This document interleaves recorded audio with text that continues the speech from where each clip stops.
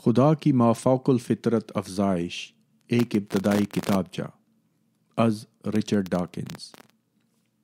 Out growing God. Publisher Transworld publishers. Richard Dawkins نے copyright designs اور patents act 1988 کے تحت خود کو اس کے مصنف کے طور پر تسلیم کیے جانے کے حق پر زور دیا ہے. حصہ اول. بنام ولیم اور ان تمام نوجوانوں کے نام جب وہ اس عمر کے ہو جائیں گے کہ وہ اپنے فیصلے خود لے سکیں. مشمولات. حصہ اول. الوداع خدا. باب 1 متعدد خدا. باب 2 لیکن کیا واقعتاً یہ سچ ہے. باب 3 اساطیر اور ان کا آغاز. باب 4 اچھائی کی کتاب. باب 5 کیا اچھا بننے کے لیے ہمیں خدا کی ضرورت ہے. باب 6 ہم کیسے فیصلہ کرتے ہیں کہ کیا اچھا ہے. حصہ دوم ارتقاء اور اس سے پرے. باب 7 یقیناً کوئی ڈیزائنر ہوگا. باب 8 غیر متوقعات کی جانب اقدام. باب 9 کرسٹلز اور جگسا کی پہیلیاں. باب 10 نیچے سے اوپر یا اوپر سے نیچے.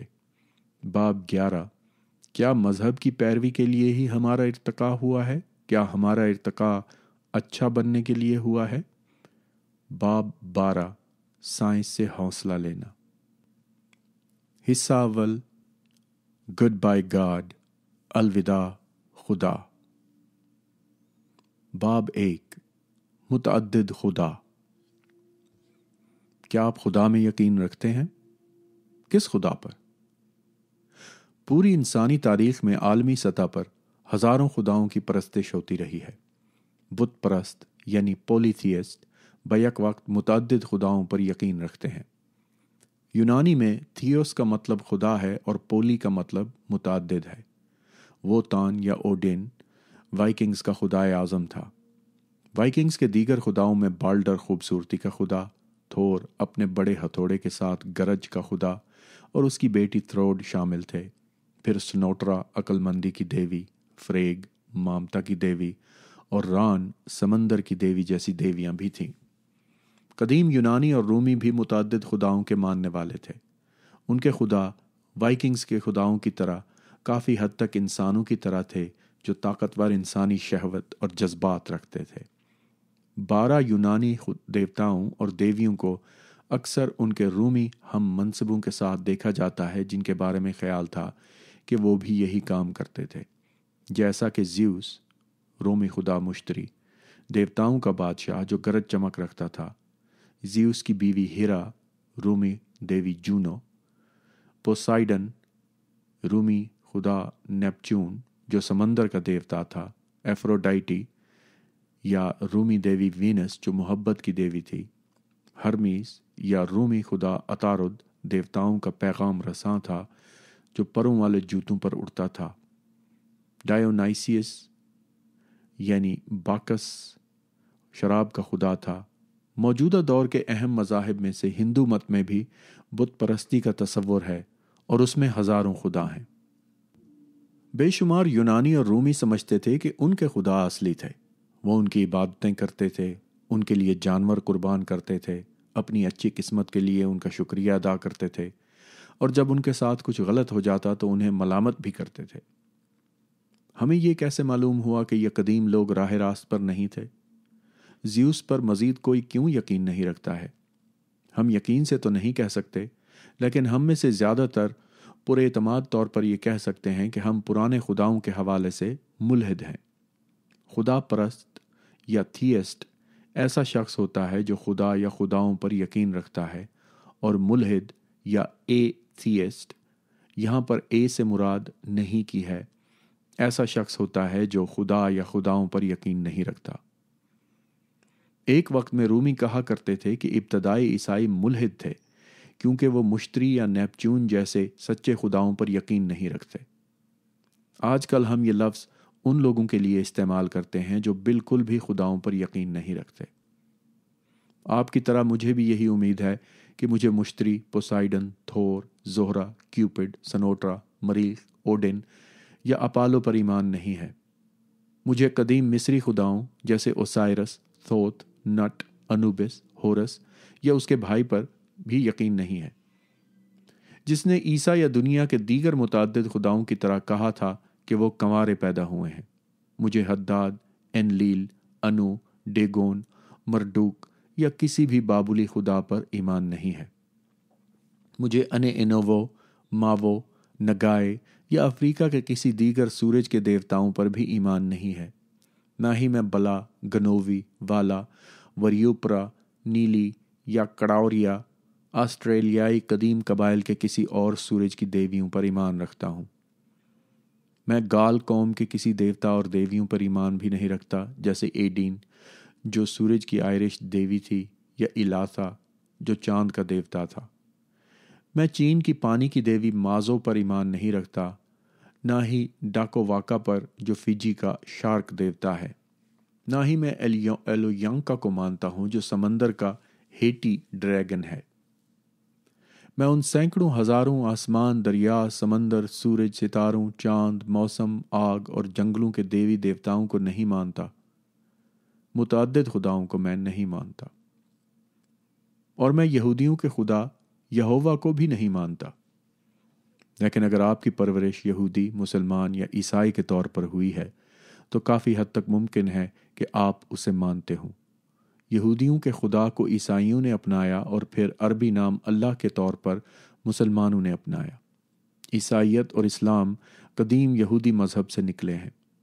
عیسائی بائبل کا پہلا حصہ مکمل طور پر یہودیوں کے بارے میں ہے، اور مسلمانوں کی مقدس کتاب قرآن جزوی طور پر یہودیوں کے صحیفوں سے اخذ کرتا ہے۔ ان تینوں مذاہب، یہودیت، عیسائیت اور اسلام کو اکثر ابراہیمی مذاہب کے طور پر ایک ہی گروپ میں رکھا جاتا ہے، کیونکہ یہ تینوں اسطوری آبا ابراہیم کی طرف جاتے ہیں، جسے یہودیوں کا بانی بھی گردانا جاتا ہے۔ ہم آئندہ باب میں ابراہیم پر دوبارہ روشنی ڈالیں گے۔ ان تینوں مذاہب کو توحید پرست کہا جاتا ہے کیونکہ ان کے پیروکار صرف ایک خدا پر ایمان کا دعویٰ کرتے ہیں۔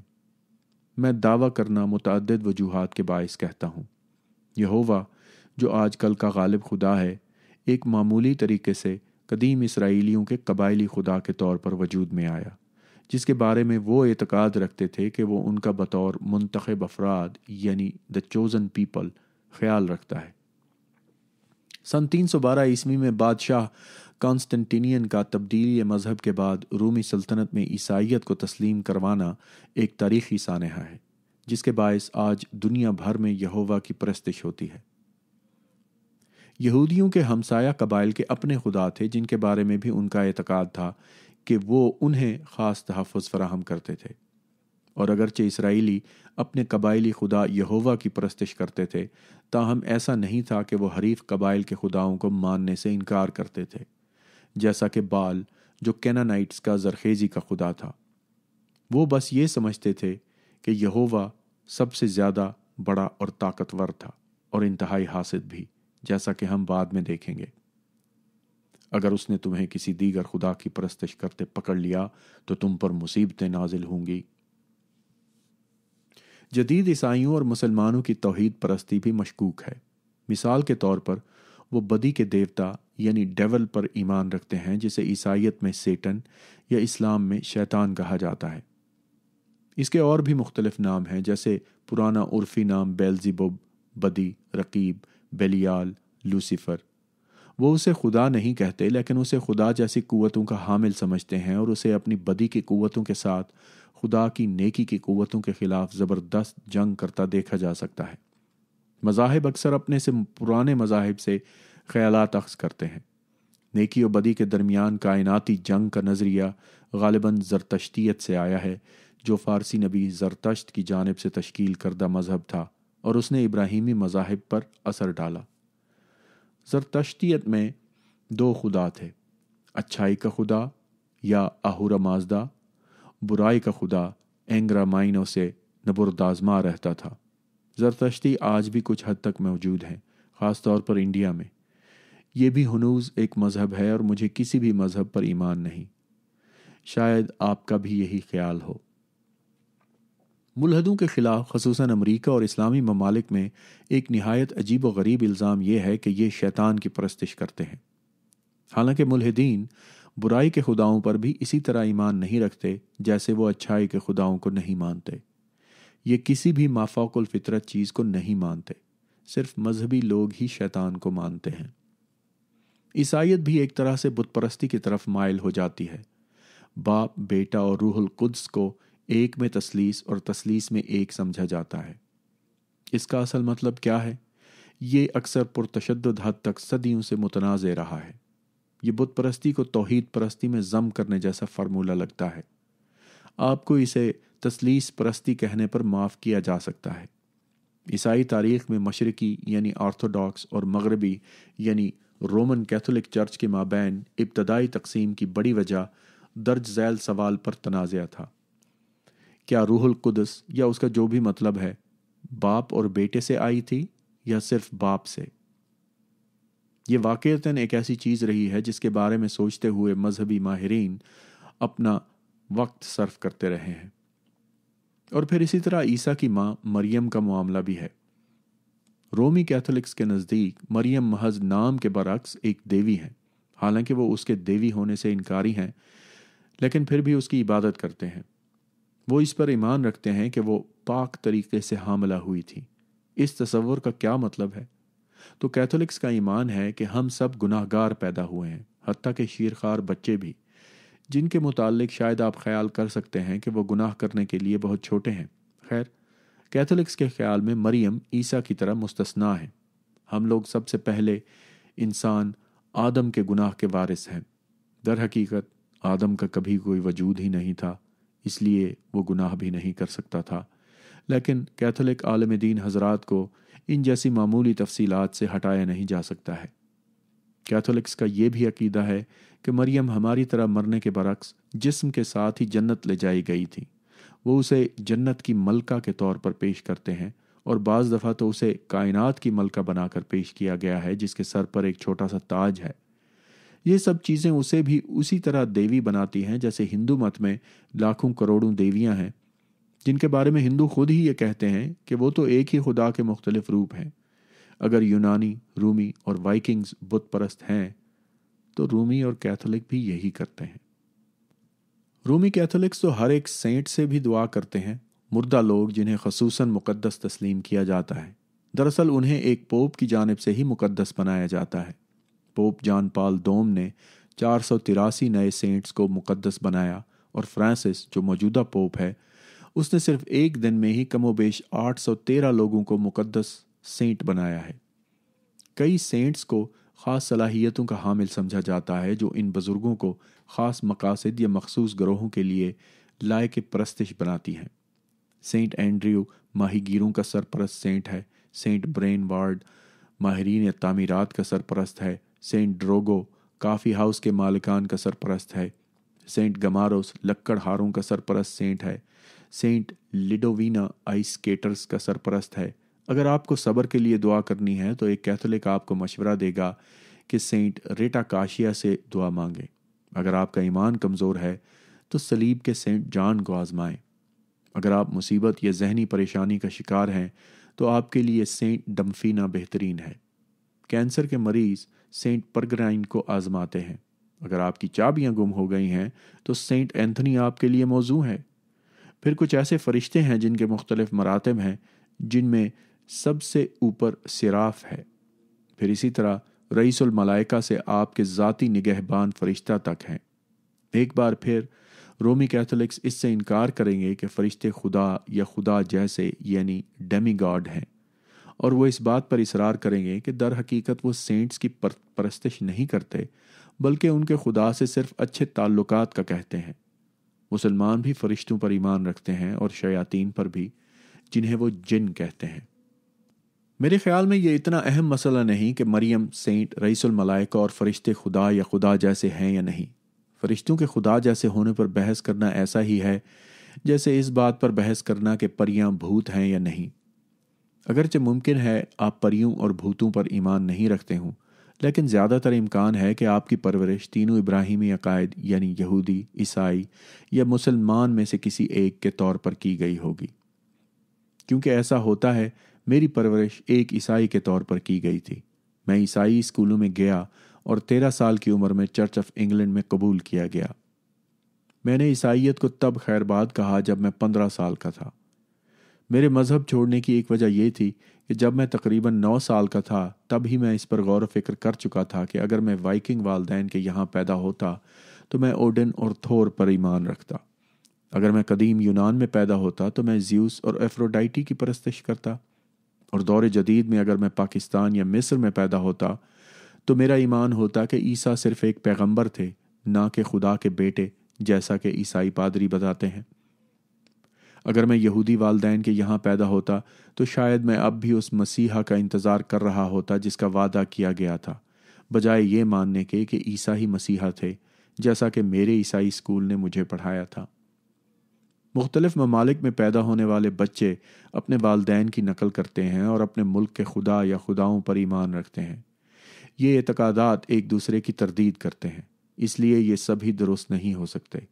اگر ان میں سے ایک ہی درست ہے تو ایسا کیوں ہوتا ہے کہ یہ اسی ملک کا عقیدہ ہوتا ہے جہاں آپ پیدا ہوئے ہیں؟ اس طرح کی باتیں سوچنے کے لیے ضروری نہیں کہ آپ تنزیہ بنیں۔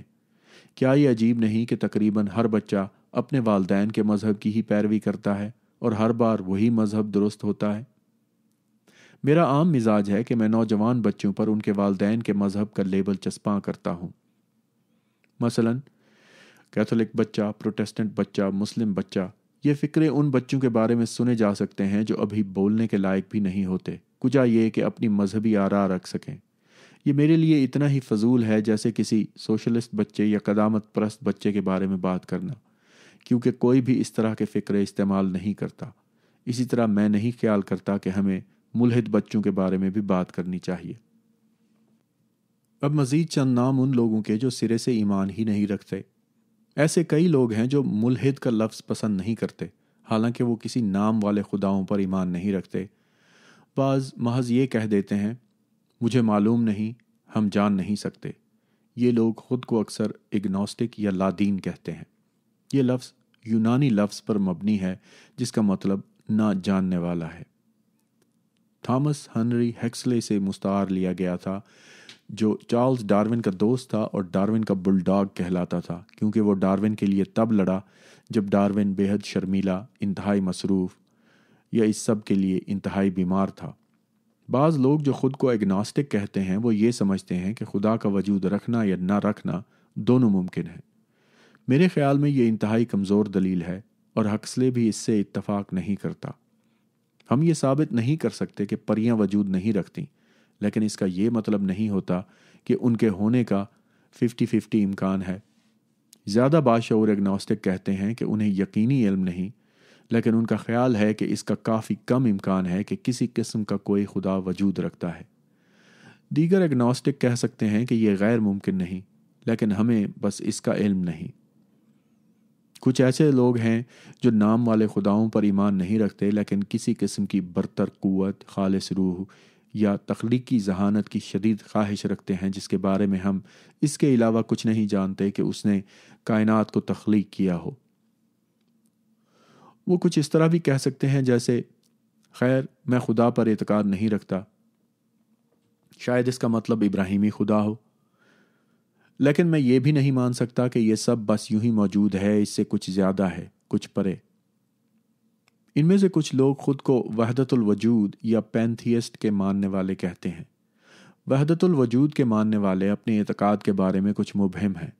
وہ کچھ اس قسم کی باتیں کرتے ہیں کہ میرا خدا ہر چیز میں ہے، یا فطرت میرا خدا ہے، یا یہ کائنات میرا خدا ہے، یا یہ کہ میرا خدا ہر چیز سے متعلق انتہائی پراسرار ہے جسے ہم سمجھ نہیں سکتے۔ عظیم سائنسدان البرٹ آئنسٹائن نے خدا کا لفظ اسی آخری فکرے کے مطابق استعمال کیا تھا۔ یہ اس خدا سے کافی مختلف ہے جو ہماری دعائیں سنتا ہے، آپ کے انتہائی اندرونی خیالات کو جانتا اور آپ کے گناہ معاف کر دیتا ہے یا سزا دیتا ہے۔ وہ سب کچھ کرتا ہے جو ابراہیمی خدا کو کرنا چاہیے۔ آئنسٹائن اس بارے میں واضح تھا کہ وہ کسی ایسے ذاتی خدا پر ایمان نہیں رکھتا جو یہ سب کام کرتا ہو۔ دوسرے لوگ انہیں ڈیسٹ یعنی وحی الہی کی بجائے فطرت کو مذہبی علم کا ماخذ ماننے والے کہتے ہیں، ڈیسٹ تاریخ کے ہزاروں نامزد خداؤں میں سے کسی پر ایمان نہیں رکھتے، لیکن وہ وحدت الوجود کے ماننے والوں کی نسبت کسی اور واضح چیز پر کچھ زیادہ یقین رکھتے ہیں۔ وہ تخلیقی ذہانت پر ایمان رکھتے ہیں جس نے کائنات کے قوانین کو ایجاد کیا، زمان و مکان کے آغاز پر ہر چیز کو متحرک کیا اور پھر بیٹھ گیا۔ اس کے علاوہ اس نے اور کچھ نہیں کیا، ہر چیز کو محض ان قوانین کے مطابق ہونے دیا جو اس نے طے کیے تھے۔ امریکہ کے متعدد بانیوں میں سے تھامس جیفرسن اور جیمز میڈیسن ڈیسٹ تھے۔ میرا گمان ہے کہ اگر وہ 18ویں صدی کی بجائے چارلز ڈارون کے بعد کے دور میں ہوتے تو شاید وہ ملحد ہوتے، لیکن میں یہ ثابت نہیں کر سکتا۔ جب لوگ کہتے ہیں کہ وہ ملحد ہیں تو اس کا یہ مطلب نہیں ہوتا کہ وہ ثابت کر سکتے ہیں کہ کوئی خدا نہیں ہے۔ سچ پوچھیں تو یہ ثابت کرنا ناممکن ہے کہ کسی ایسی چیز کا وجود نہیں ہے۔ ہم قطعی یہ نہیں جانتے کہ کوئی خدا نہیں ہے، بالکل اسی طرح جیسے ہم ثابت نہیں کر سکتے کہ کوئی پریاں، بھوت، جنات، دیو، پریت یا گلابی یونیکارن نہیں ہے، بالکل اسی طرح جیسے ہم یہ ثابت نہیں کر سکتے کہ سینتا کلاس، ایسٹر کا خرگوش یا ٹوتھ فیری وجود نہیں رکھتے۔ ایسی کروڑوں چیزیں ہیں جن کا آپ تصور کر سکتے ہیں اور کوئی ان کی تردید نہیں کر سکتا۔ فلسفی برٹرینڈ رسل نے ایک واضح لفظی تصویر سے اپنا مدعا یوں بیان کیا ہے: اگر میں آپ سے یہ کہوں کہ سورج کے گرد مدار میں چائے کی ایک چینک ہے تو آپ میرے دعوے کو غلط ثابت نہیں کر سکتے، لیکن کسی چیز کو ثابت نہ کر سکنا اس پر یقین کرنے کی مناسب وجہ نہیں ہوتی۔ ایک طرح سے ہمیں چائے کی چینک والے اگنوسٹک ہونا چاہیے۔ عملی طور پر ہم ایک چائے کے برتن کے ماننے والے یعنی ٹی پوٹسٹ ہیں۔ آپ اسی طرح ملحد یعنی تکنیکی طور پر لادین ہو سکتے ہیں جس طرح آپ چائے کی چینک، پریوں، جنات، یونیکارن اور اپنے کسی بھی خواب کے ماننے والے ہیں۔ سچ کہیں تو ہم سب کو ان کروڑوں چیزوں کے بارے میں لادین ہونا چاہیے جو ہم تصور کرتے ہیں، لیکن کوئی انہیں غلط ثابت نہیں کر سکتا، لیکن ہم ان پر ایمان نہیں رکھتے، اور جب تک کہ کوئی یقین کرنے کی وجہ فراہم نہ کرے ہم ایسا کر کے محض اپنا وقت ضائع کر رہے ہیں۔ یہی وہ زاویہ فکر ہے جو ہم تھور، اپالو، را، مردوک، متراس اور پہاڑوں کے عظیم جوجو پر لاگو کرتے ہیں۔ کیا ہم مزید آگے جا کر یہوہ یا اللہ کے بارے میں یہی کچھ نہیں سوچ سکتے؟ میں کہتا ہوں جب تک کہ کوئی وجہ نہ پیش کرے تو بہت سے لوگوں نے ایسا بہت کچھ پیش کیا ہے جو ان کے مطابق ایک خدا یا کسی اور پر ایمان رکھنے کی وجہ تھی، یا کسی بے نام برتر قوت یا تخلیقی ذہانت پر یقین کرنے کے لیے۔ تو ہمیں ان دلائل پر روشنی ڈالنے اور دیکھنے کی ضرورت ہے کہ آیا وہ واقعی مناسب وجوہات ہیں۔ ہم ان میں سے بعض دلائل پر اس کتاب میں روشنی ڈالیں گے، خاص طور پر حصہ دوم میں جس میں ارتقاء کا تذکرہ ہے۔ اس وسیع و عریض موضوع پر مجھے ابھی بس یہ کہنا ہے کہ ارتقاء ایک قطعی حقیقت ہے۔ ہم چمپینزیوں کے کزن ہیں، بندروں کے کچھ دور کے کزن اور مچھلی وغیرہ کے کافی دور کے رشتہ دار۔ کئی لوگ اپنے خدا یا خداؤں پر صحیفوں کی بدولت ایمان رکھتے ہیں، جیسا کہ بائبل، قرآن یا کوئی دیگر مقدس کتاب۔ اس باب نے آپ کو اعتقاد رکھنے کی وجہ پر شک کرنے کے لیے پہلے ہی تیار کر دیا ہوگا۔ بہت سے عقائد موجود ہیں۔ آپ کیسے جانتے ہیں کہ جس مقدس کتاب کے ساتھ آپ کی پرورش ہوئی ہے وہی سچی ہے؟ اور اگر باقی سب غلط ہیں تو آپ کو یہ کیوں لگتا ہے کہ آپ کی کتاب غلط نہیں ہے؟ آپ قارئین میں سے بہتوں کی کسی ایک خاص مقدس کتاب کے ساتھ پرورش ہوئی ہوگی، جیسا کہ عیسائیوں کی بائبل۔ اگلا باب بائبل کے بارے میں ہوگا، اسے کس نے لکھا اور اس میں جو لکھا ہے اسے سچ ماننے کے لیے کسی کے پاس کیا دلائل ہیں۔ باب نمبر 2، لیکن کیا واقعتاً یہ سچ ہے؟ بائبل میں ہم جو کچھ پڑھتے ہیں وہ کتنا سچ ہے؟ ہم یہ کیسے جانتے ہیں کہ تاریخ میں واقعی وہی کچھ ہوا تھا؟ ہم کیسے جانتے ہیں کہ جولیس سیزر کا کوئی وجود تھا یا فاتح ولیم کوئی وجود رکھتا تھا؟ کوئی عینی شاہد باقی نہیں بچا، اور حتیٰ کہ عینی شاہد بھی حیران کن طور پر ناقابل بھروسہ ہو سکتے ہیں، جیسا کہ بیانات لینے والا کوئی بھی پولیس افسر آپ کو بتائے گا۔ ہم جانتے ہیں کہ سیزر اور ولیم وجود رکھتے تھے کیونکہ ماہرین آثار قدیمہ کو ان کہانیوں کے آثار ملے ہیں، اور جب وہ زندہ تھے تب کے لکھے ہوئے دستاویز سے تصدیق ہوئی ہے۔ لیکن جب کسی واقعہ یا فرد کے بارے میں ثبوت دہائیوں یا صدیوں بعد لکھا جائے، جب عینی شاہد بھی وفات پا چکے ہوں، تو مورخین شک میں پڑ جاتے ہیں۔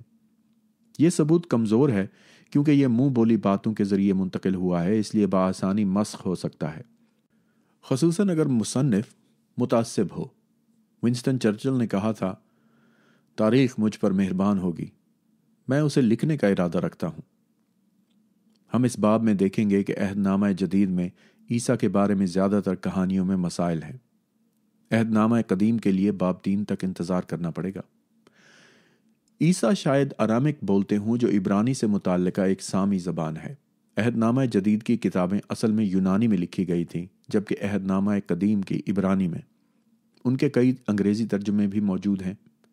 سب سے زیادہ مقبول سن 1611 کا شاہ جیمز کا نسخہ ہے، یعنی کنگ جیمز بائبل، اور ایسا اس لیے ہے کہ یہ برطانیہ کے شاہ جیمز اول، اسکاٹ لینڈ کا جیمز ششم سے سند یافتہ ہے۔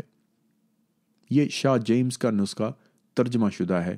میں شاہ جیمز والے نسخے کو ترجیح دیتا ہوں کیونکہ اس کی انگریزی نہایت خوبصورت ہے، اور یہ حیران کن نہیں کیونکہ اس کی انگریزی شیکسپیئر کے عہد کی انگریزی ہے۔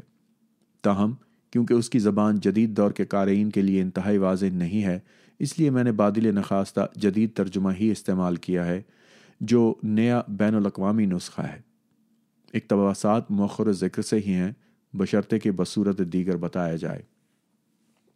ایک پارٹی گیم ہے جسے برطانیہ میں چینی سرگوشیاں یا امریکہ میں ٹیلی فون کہا جاتا ہے۔ آپ قطار بناتے ہیں، مثلاً 10 لوگ ایک قطار میں، پہلا فرد دوسرے فرد سے لمحہ بھر کے لیے کوئی سرگوشی کرتا ہے۔ یہ کوئی کہانی بھی ہو سکتی ہے۔ دوسرا فرد تیسرے فرد کو سرگوشی کرتا ہے، تیسرا چوتھے کو، اور یہ سلسلہ چلتا رہتا ہے۔ بالآخر جب کہانی 10ویں فرد تک پہنچتی ہے تو جو اس نے سنا وہ اسے پوری پارٹی کو سنانی ہوتی ہے۔ بشرطے کہ اصل کہانی انتہائی سادہ اور مختصر ہو، یہ کافی حد تک تبدیل ہو چکی ہوتی ہے اور اکثر کافی مزاحیہ رنگ اختیار کر لیتی ہے۔ یہ صرف الفاظ ہی نہیں ہیں جو قطار کے ساتھ تبدیل ہوتے ہیں، بلکہ کہانی کی اہم تفصیلات بھی تبدیل ہو جاتی ہیں۔ لکھنا ایجاد ہونے اور سائنسی آثار قدیمہ کے آغاز سے قبل بول کر کہانی سنانا ہی تاریخ کے متعلق، اس صورت میں چینی سرگوشیوں کی تبدیلیاں بھی شامل ہیں، ہی تاریخ کے بارے میں جاننے کا واحد طریقہ تھا۔ اور یہ انتہائی ناقابل بھروسہ ہے، چونکہ کہانی سنانے والوں کی ہر نسل آئندہ نسل کے لیے راہ ہموار کرتی ہے، تو ایسی صورت میں کہانی زیادہ سے زیادہ مسخ ہوتی جاتی ہے۔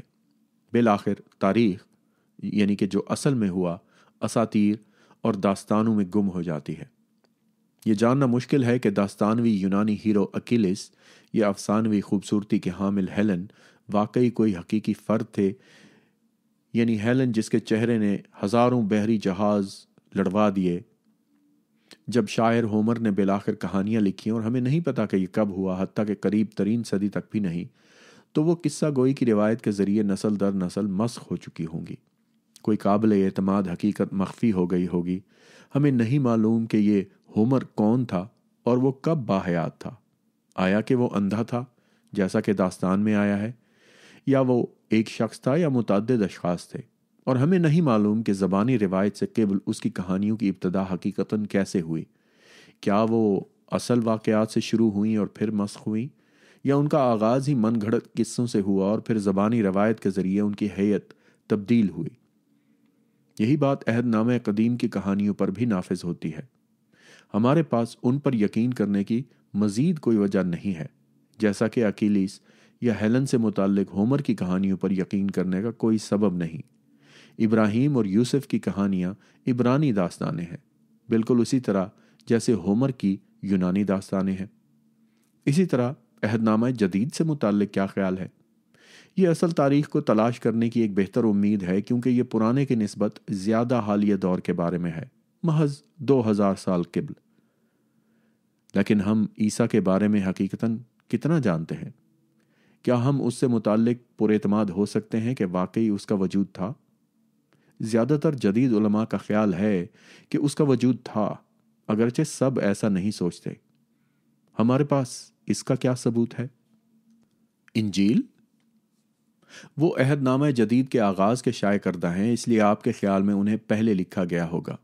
دراصل عہد نامہ جدید میں قدیم ترین کتابیں بالکل آخر میں آتی ہیں۔ جیسے سینٹ پال کے خطوط۔ بدقسمتی سے پال نے عیسیٰ کی زندگی کے بارے میں نہایت کم لکھا ہے۔ عیسیٰ کی مذہبی معنویت کے بارے میں بہت کچھ ہے، خصوصاً اس کی موت اور دوبارہ زندگی کے بارے میں، لیکن تقریباً کچھ بھی ایسا نہیں ہے جو تاریخ ہونے کا دعویٰ کرتا ہو۔ شاید پال نے یہ سوچا ہو کہ اس کے قارئین عیسیٰ کی حالات زندگی سے پہلے ہی سے واقف ہیں، لیکن یہ ممکن ہے کہ پال خود اس سے واقف نہ ہو۔ یاد رکھیں کہ ابھی اناجیل لکھی نہیں گئی تھی، یا شاید اس نے سوچا کہ یہ اتنا اہم نہیں ہے۔ پال کے خطوط میں عیسیٰ کے بارے میں حقائق کی کمی مورخین کو حیران کرتی ہے۔ کیا یہ عجیب نہیں کہ پال، جو چاہتا تھا کہ لوگ عیسیٰ کی پرستش کریں، اس نے اس بارے میں کچھ بھی نہیں کہا کہ عیسیٰ نے بالحقیقت کیا کہا یا کیا کیا؟ ایک اور چیز جو مورخین کو پریشان کرتی ہے وہ یہ ہے کہ انجیل کے علاوہ تاریخ میں عیسیٰ کا نہایت کم تذکرہ ہے۔ یہودی تاریخ دان جوزیفس 37 عیسوی تا 100 عیسوی کی یونانی میں تحریریں صرف یہ بتاتی ہیں: تقریباً اس دور میں عیسیٰ رہتا تھا جو ایک عقل مند شخص تھا، اگر اسے کوئی انسان کہنا چاہے۔ اس کے لیے وہ ایک ایسا شخص تھا جس نے حیران کن کام کیے، اور وہ ایسے لوگوں کا استاد تھا جو سچ کو بخوشی قبول کرتے ہیں۔ اس نے کئی ایک یہودیوں اور یونانیوں پر فتح حاصل کی۔ وہ مسیحا تھا، اور جب ہم میں سے عہدیدار لوگوں کے الزامات پر پائلٹ نے اسے صلیب پر لٹکا دیا تو وہ لوگ جو اس سے پہلے پیار کرتے تھے وہ رکے نہیں۔ ان کے نزدیک وہ دن کے تیسرے حصے میں ہی زندہ ہو گیا تھا، کیونکہ خدا کے انبیاء نے یہ باتیں اور اس کے بارے میں ہزاروں معجزات پہلے بتا دیے تھے، اور اس کے نام پر قائم عیسائیوں کا قبیلہ آج بھی موجود ہے۔ متعدد مورخین کو شبہ ہے کہ یہ اقتباس جیلی ہے، جیسا کہ بعد کے ایک عیسائی مصنف نے لکھا ہے۔ سب سے زیادہ مشکوک فکرہ وہ مسیحا تھا ہے۔ یہودی روایت میں مسیحا وہ نام ہے جو اس یہودی بادشاہ یا عسکری رہنما کو دیا گیا ہے جو یہودیوں کے دشمنوں پر فتح کے لیے پیدا ہوگا۔ عیسائیوں کے خیال میں عیسیٰ مسیحا تھا۔ کرائسٹ اس لفظ کا محض یونانی ترجمہ ہے، لیکن ایک کٹر یہودی کے حساب سے عیسیٰ بالکل بھی عسکری رہنما نہیں لگتا۔ در حقیقت اس بات کو دبے انداز میں شامل کر دیا گیا ہے۔ اس کا امن کا پیغام، یعنی جب کوئی آپ کو تھپڑ مارے تو دوسرا گال آگے کر دیں، ایسی چیز نہیں ہے جس کی ہمیں ایک سپاہی سے توقع ہو سکتی ہے۔ اور اس کے دور کے غاصب رومیوں کے خلاف یہودیوں کی قیادت کرنے کے برعکس عیسیٰ ان کے ہاتھوں اپنی موت کے لیے نہایت شائستگی سے گیا۔ جوزیفس جیسے کٹر یہودیوں کے لیے یہ خیال کہ عیسیٰ ایک مسیحا تھا کافی پاگل پن لگتا ہے۔ اگر جوزیفس اپنی پرورش کے خلاف جاتا اور خود کو قائل کر لیتا کہ عیسیٰ جیسا کردار مسیحا نہیں ہو سکتا، تو وہ اس کا بڑا گیت اور رقص بنا لیتا۔ وہ محض یوں ہی وہ مسیحا تھا نہ کہہ دیتا۔ یہ بعد کی عیسائیت کی جیل سازی لگتی ہے، اور زیادہ تر علماء اور ریسرچر اسی پر یقین رکھتے ہیں۔ ایک اور ابتدائی مورخ جو عیسیٰ کا تذکرہ کرتا ہے وہ رومی ٹیسیٹس ہے، جو 54 تا 120 عیسوی میں زندہ رہا۔ اس سے منسوب تحریریں عیسیٰ کے وجود پر زیادہ جامع دلائل رکھتی ہیں، اور اس کی بنیادی وجہ شاید یہ ہے کہ ٹیسیٹس کے پاس عیسائیوں کے متعلق بتانے کی کوئی اچھی بات نہیں ہے۔ شاہ نیرو 37 تا 27 عیسوی کی جانب سے ابتدائی عیسائیوں کی موت کے واقعے کے دوران اپنی لاطینی تحریر میں ٹیسیٹس نے کہا ہے: نیرو غلطی پر قائم رہا اور اس طبقے پر سخت ترین تشدد کیا جن سے ان کی مکروہات کے سبب نفرت کی جاتی تھی، جنہیں لوگ عیسائی کہتے تھے۔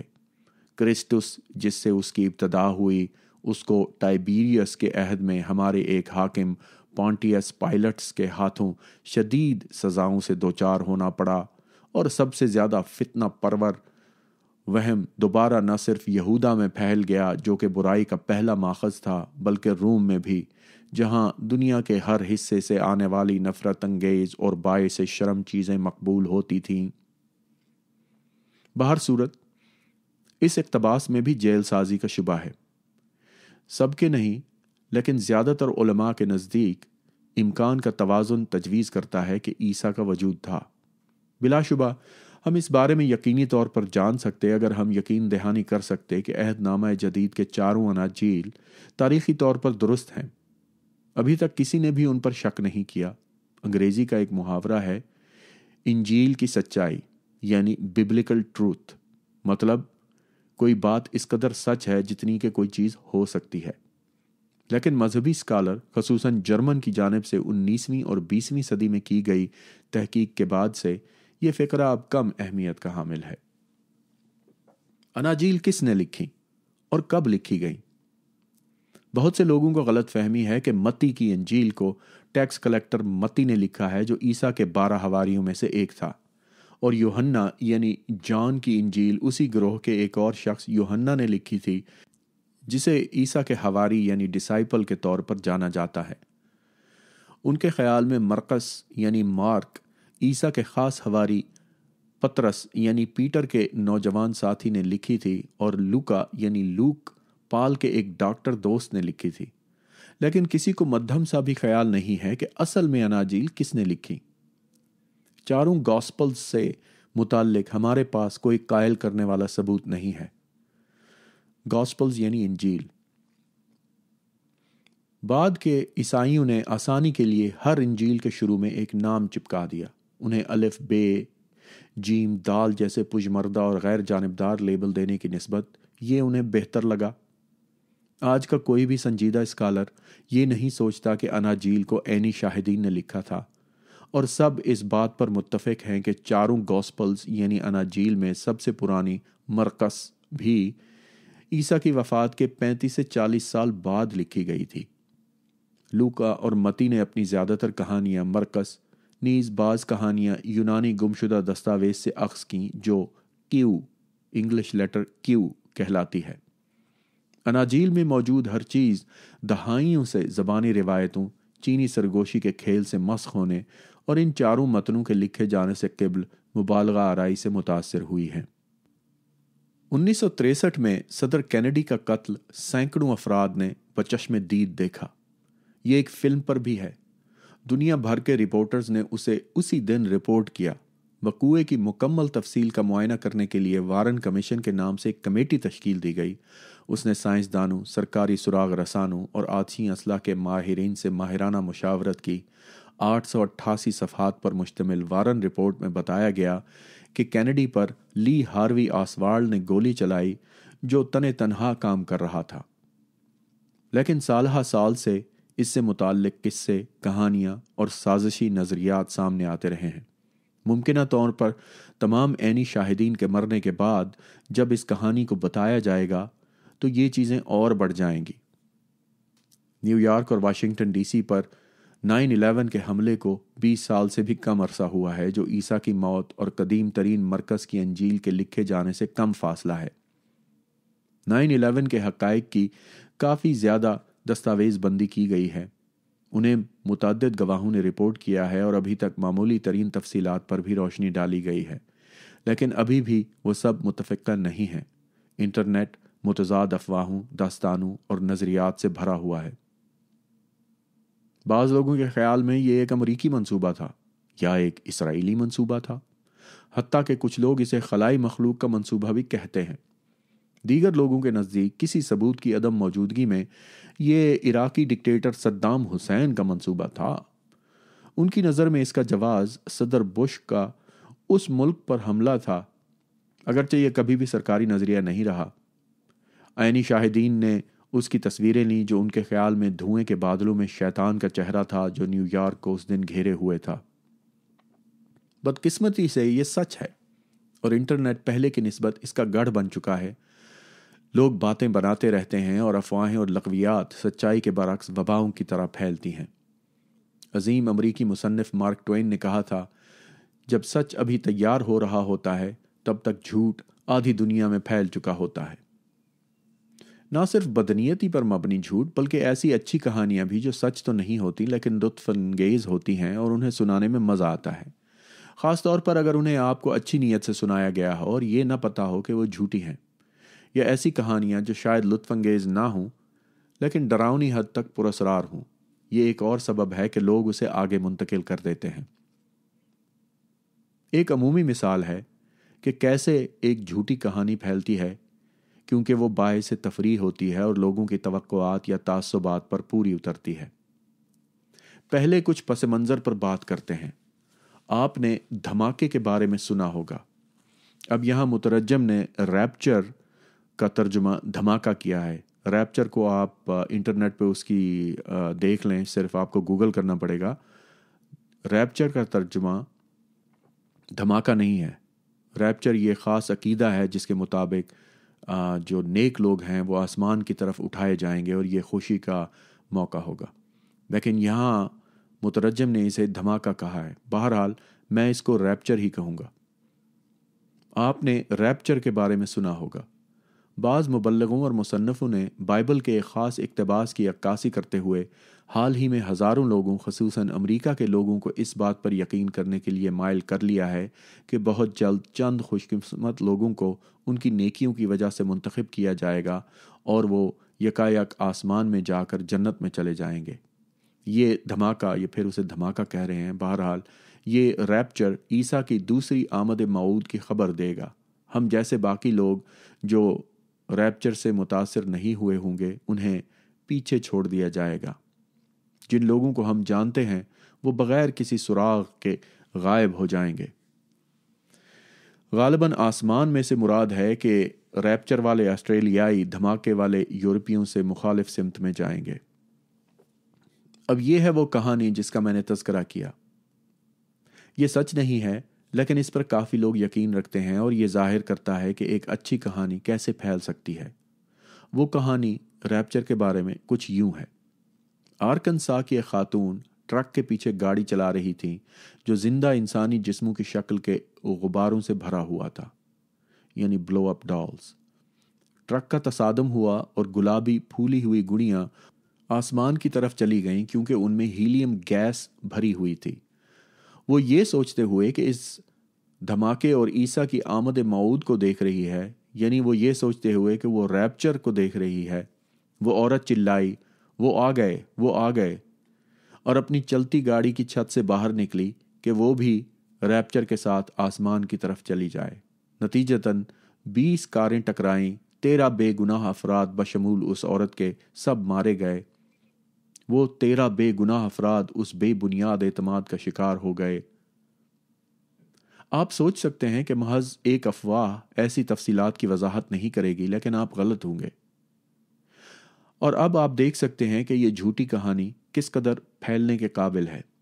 اگر کسی نے آپ کو یہ حقیقت کے طور پر بتایا ہوتا تو آپ یقیناً کسی اور کو بتانے کے لیے بےتاب ہوں گے۔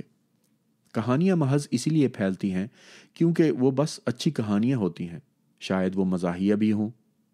شاید جب ہم ایک اچھی کہانی کسی کو بتاتے ہیں تو ہم اس سے ملنے والی توجہ سے خوش ہوتے ہیں۔ ہیلیم گڑیوں کی کہانی نہ صرف کافی حد تک شوق ہے بلکہ یہ لوگوں کی توقعات یا تعصبات پر بھی پوری اترتی ہے۔ کیا آپ دیکھ سکتے ہیں کہ یہی چیز عیسیٰ کے معجزات کی کہانیوں یا اس کے دوبارہ زندہ ہونے پر بھی نافذ ہو سکتی ہے؟ عیسائی مذہب کے نو آموز ابتدائی پیروکار عیسیٰ کے بارے میں کہانیاں اور افواہیں پھیلانے میں خاصے پرجوش ہوں گے، یہ جانے بغیر کہ وہ سچ ہیں یا جھوٹ۔ 9/11 کی مسجدہ داستان یا کینیڈی کی موت کے بارے میں سوچتے ہوئے اور یہ تصور کرتے ہوئے کہ اگر کیمرے، اخبار نہ ہوتے، واقعہ کے 30 سال بعد تک کچھ نہ لکھا گیا ہوتا تو چیزیں کتنی آسانی اور جامع طور پر مسخ ہو جاتی، زبانی لفاظی کے علاوہ کچھ بھی نہ ہوتا۔ یہی صورتحال عیسیٰ کی موت کے بعد تھی۔ مشرقی بحیرہ روم کے گرد، فلسطین سے روم تک مختلف اقسام کے عیسائیوں کے الگ الگ گروہ تھے۔ ان مقامی لوگوں کے درمیان بات چیت کم اور رابطہ کمزور تھا۔ اناجیل ابھی لکھی نہیں گئی تھی، انہیں مجتمع کرنے کے لیے کوئی عہد نامہ جدید نہیں تھا۔ وہ کئی چیزوں پر غیر متفق تھے، مثلاً کیا عیسائی یہودی تھے اور ان کا ختنہ کروانا ضروری تھا، یا آیا کہ وہ بالکل ایک نیا مذہب تھے۔ پال کے چند خطوط اس انتشار میں نظم و ضبط لانے کے لیے ایک رہنما کی سی حیثیت رکھتے ہیں۔ بائبل کا ایک متفقہ کینن، یعنی وہ کتابیں جن کو باضابطہ فہرست تسلیم کیا جاتا ہے، پال کی موت کے صدیوں بعد تک طے نہ ہو سکا۔ عیسائیوں یعنی پروٹیسٹنٹس کی پڑھی جانے والی بائبل عہد نامہ جدید 27 کینن اور عہد نامہ قدیم 29 کتابوں پر مشتمل ہے۔ رومن کیتھولک اور آرتھوڈاکس عیسائی اضافی کتابیں بھی رکھتے ہیں جنہیں عموماً اپوکریفا کہا جاتا ہے۔ متی، مرکز، لوکا اور یوحنا کے اصل کینن کی واحد انجیل ہیں، لیکن جیسا کہ ہم دیکھیں گے عیسیٰ کی اکثر اناجیل تقریباً اسی دور میں لکھی گئی ہیں۔ یہ اردو ترجمہ ویسے فارغ ہے، لیکن میں اس کو پڑھتا جاؤں گا کیونکہ ہو سکتا ہے کچھ لوگوں کا بھلا ہو جائے۔ کینن کو چرچ کے رہنماؤں کی ایک بڑی کانفرنس میں بڑے پیمانے پر درست کیا گیا، جسے کاؤنسل آف روم کہا جاتا ہے۔ یہ 382 عیسوی کے ابتدائی دنوں میں ہوا، جب شاہ قسطنطین کے عیسائی بننے کے بعد عیسائیت کو رومی سلطنت میں باضابطہ طور پر تسلیم کر لیا گیا۔ لیکن قسطنطین کے لیے آپ کی پرورش غالباً مشتری، اپالو، مینروا اور دیگر رومی خداؤں کی پرستش کے ساتھ ہوئی ہوگی۔ یہاں میں نے اس کا خلاصہ لکھا ہے کیونکہ یہ جو مترجم ہے وہ الو کا پٹھا ہے، اور جس بندے نے اس کو پروف ریڈ کیا ہے وہ اس سے بڑا الو کا پٹھا ہے، اور جو کمپوز کرتے ہیں وہ تو ہیں ہی فارغ۔ تو اگر آپ کو موقع ملے تو آپ جا کے، یہ صفحہ 18 میں ہے اس کے PDF میں، سے جا کے دیکھیں یہ کتنا بیہودہ قسم کا ترجمہ کیا گیا ہے۔ بہرحال میں اس کو یہاں گالیاں دیتا ہوں، میں اس کے اوپر 18+ لکھ دوں گا۔ اگر آپ کو اچھا نہیں لگتا تو آپ کو جا کے کوئی اور YouTube کی دیکھ لیں، لیکن یہ جو لوگ کر رہے ہیں نا، یہ غلط کر رہے ہیں، اور یہ فارغ لوگ ہیں۔ آگے چلتے ہیں۔ جیسا کہ میں نے کہا، گوسپلز کی بڑی تعداد میں سے متی، مرکز، لوکا اور یوحنا کی اناجیل صرف 4 تھیں، جو کاؤنسل آف روم کے وقت زیر تذکرہ ہوتی تھیں۔ میں کچھ دیر میں کم پہچانی جانے والی اناجیل پر بات کروں گا۔ یہ لیسر نون کو کم پہچانی جانے والی کہا ہے۔ ان میں سے کسی کو بھی کینن میں شامل کیا جا سکتا تھا، لیکن متعدد وجوہات کے باعث کوئی بھی کامیاب نہ ہو سکی۔ اکثر ایسا اس وجہ سے تھا کہ انہیں نظریاتی طور پر دیکھا جاتا تھا، جس کا مطلب تھا کہ وہ کونسل کے اراکین کے کٹر عقائد کے خلاف باتیں کہتی تھی، جزوی طور پر اس لیے کہ وہ متی، مرکز، لوکا اور یوحنا کی نسبت زیادہ حالیہ طریقے پر لکھی گئی تھی۔ لیکن جیسا کہ ہم نے دیکھا ہے، حتیٰ کہ مرکز کی بھی اتنی شروع میں نہیں لکھی گئی کہ اس پر تاریخی زاویہ سے بھروسہ کیا جا سکے۔ یہ مرکز نہیں ہے، مرکز، میم رے کاف سین۔ پسندیدہ اناجیل اربعہ کو جزوی طور پر مختلف وجوہات کے باعث منتخب کیا گیا، جن کا تعلق تاریخ کی نسبت شاعرانہ تخیل سے زیادہ ہے۔ آئرینیس عیسائیت کی ابتدائی تاریخ میں بااثر شخصیات میں سے ایک ہے، جنہیں چرچ کے پادری کہا جاتا تھا۔ وہ کاؤنسل آف روم سے 2 صدیاں قبل باحیات تھے۔ وہ اس پر قائل ہو چکا تھا کہ صرف اناجیل اربعہ ہی ہونی چاہیے، نہ کم نہ زیادہ۔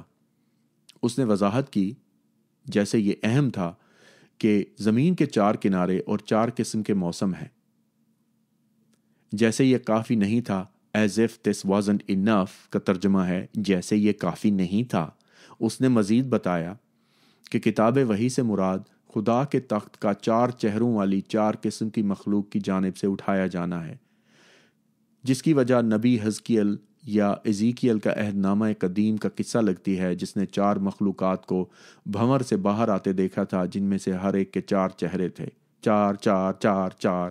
آپ 4 کو نظر انداز نہیں کر سکتے، اس لیے ہمارے لیے ضروری ہے کہ ہماری کینن میں اناجیل اربعہ ہوں۔ مجھے افسوس کے ساتھ کہنا پڑ رہا ہے کہ اس طرح کے دلائل علم الہیات میں داخل ہوتے ہیں۔ بالآخر کتاب وحی کو کینن میں شامل نہیں کیا گیا، لیکن یہ افسوس کی بات ہے کہ یہ اس وقت تک تھا۔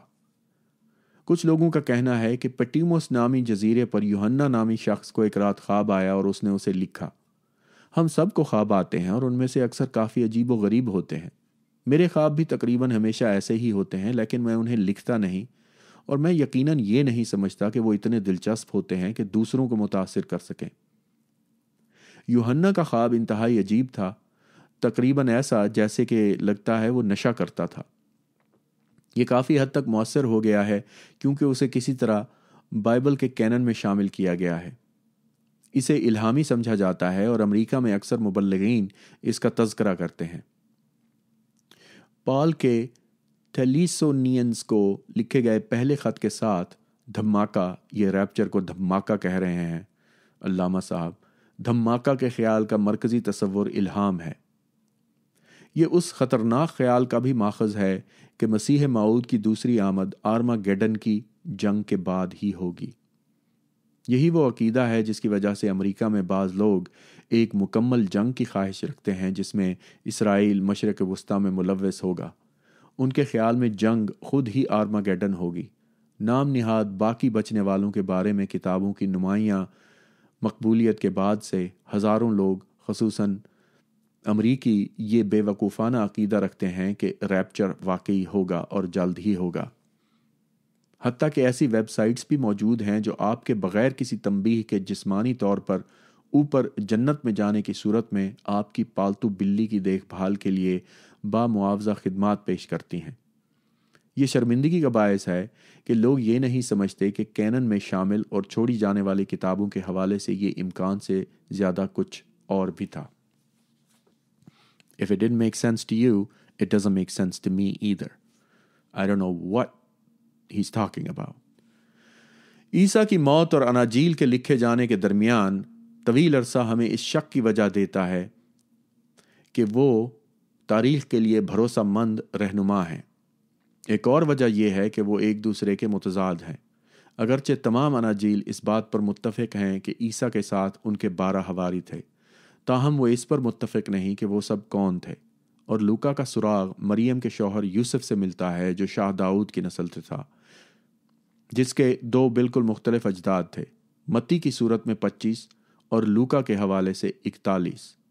معاملے کو مزید پیچیدہ کرنے کے لیے عیسیٰ کو کنواری ماں کے یہاں پیدا ہونا تھا، یعنی مسیحا کو کنواری ماں کے یہاں پیدا ہونا تھا۔ اس لیے عیسائی عیسیٰ کا داؤد کی نسل سے ہونا قائم کرنے کے لیے یوسف کا داؤد کی نسل سے ہونا استعمال نہیں کر سکتے۔ اناجیل اور تسلیم شدہ تاریخی حقائق کے درمیان بھی تضادات ہیں، مثال کے طور پر رومی حکمرانوں اور ان کے کاموں کے حقائق۔ اناجیل کو بطور تاریخی حقائق کے دیکھنے میں ایک اور مسئلہ ان کا عہد نامہ قدیم کی پیش گوئیوں کو پورا کرنے کا ہے، خصوصاً متی کی۔ آپ کو یہ احساس ہوگا کہ متی کوئی ایسا واقعہ گھڑنے اور اسے اپنی انجیل میں لکھنے کے لیے کافی باصلاحیت تھا، محض اس لیے کہ ایک پیش گوئی کو سچ ثابت کیا جا سکے۔ اس کی سب سے نمایاں مثال اس کا یہ قصہ گھڑنا کو گڑھنا لکھا ہوا ہے کہ جب مریم نے عیسیٰ کو جنم دیا تو وہ کنواری تھی، اور یہ وہ داستان ہے جو خود سے پھلی پھولی ہے۔ متی بتاتا ہے کہ کیسے ایک فرشتہ خواب میں یوسف کے پاس آیا اور اسے یقین دہانی کرائی کہ اس کی متوقع بیوی کسی اور شخص کی جانب سے نہیں بلکہ از خود خدا کی طرف سے حاملہ کی گئی ہے۔ یہ لوکا کی پیش کی ہوئی داستان سے مختلف ہے جس میں فرشتہ مریم کے پاس آتا ہے۔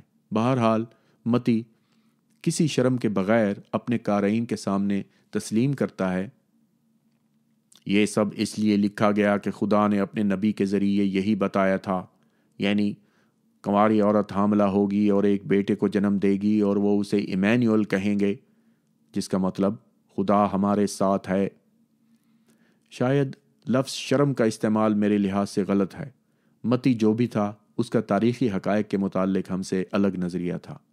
اس کے نزدیک پیش گوئی کو پورا کرنا اصل حقیقت سے زیادہ اہم تھا۔ وہ یہ سمجھ ہی نہیں پاتا کہ میں نے بغیر کسی شرم کیوں کہا۔ دوسری جانب متی نے پیش گوئی کو غلط سمجھا۔ یہ یاسیہ باب 7 میں ہے، اور یہ خود کتاب یاسیہ سے بھی واضح ہے، اگرچہ بظاہر متی کے لیے نہیں۔ لیکن یاسیہ مستقبل بعید کے بارے میں بات نہیں کرتا، بلکہ اپنے دور کے مستقبل قریب کے بارے میں بات کرتا ہے۔ وہ ایک خاص نوجوان عورت کے بارے میں شاہ احز سے ان کی موجودگی میں بات کر رہا تھا جو اس کے بات کرتے وقت بھی حاملہ تھی۔ متی کا کنواری کے طور پر تشریح کردہ لفظ یاسیہ کے عبرانی نسخے میں الماح تھا۔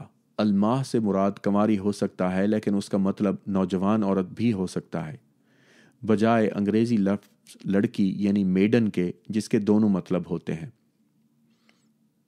جب یاسیہ کے عبرانی نسخے کا عہد نامہ قدیم کے نسخے میں یونانی میں ترجمہ ہوا، جسے سیپٹوجنٹ کہا جاتا ہے، جسے متی نے الماح پڑھا ہوگا، تو وہ پارتھینوس بن گیا، جس کا مطلب واقعی میں کنواری ہے۔ ترجمے کی ایک معمولی سی غلطی کے سبب دنیا بھر میں مبارک کنواری مریم کی داستان اور رومی کیتھولک فرقے میں ایک طرح سے مریم بطور دیوی یعنی جنت کی ملکہ کے طور پر پھیل گئی۔